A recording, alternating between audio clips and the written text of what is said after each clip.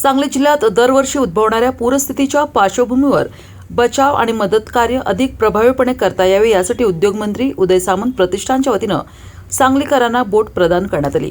Irwin पुलाजवळ झालेल्या लोकार्पण सोहळ्यात ही बोट नागरिकांच्या सेवेसाठी सुपूर्द करण्यात आली।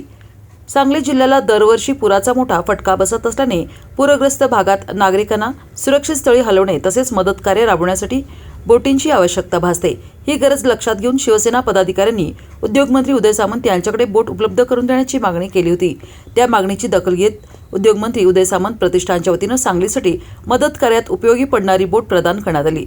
आर्विन पुलाजवळ झालेल्या लोकार्पण सोहळ्यास नगरसेवक युवराज बावडेकर, डबल महाराष्ट्र केसरी चंद्रहार पाटील तसेच शिवसेनेचे जिल्ह्यातील पदाधिकारी आणि कार्यकर्ते मोठ्या संख्येनं उपस्थित होते।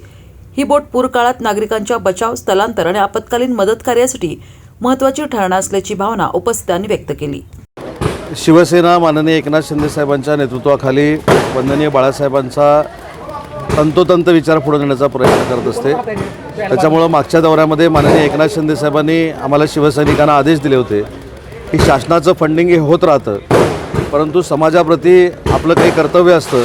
म्हणून या परिसरामध्ये जो पूर येतो त्या पुरामधनं नागरिकांचं संरक्षण हे शिवसेनेच्या माध्यमातून केलं गेलं पाहिजे असे आदेश आणि सूचना आम्हाला सगळ्यांना एकनाथ शिंदे साहेबांच्या होत्या आणि त्याच माध्यमातून आम्ही आवश्यक असलेल्या म्हणजे पूर्वी एक बोट मी दिली होती, आता 2 बोटी दिल्या आहेत। या माननीय एकनाथ शिंदे साहेबांच्या वतीनं आम्ही सांगलीच्या पूरग्रस्त भागातल्या लोकांसाठी दिलेल्या आहेत।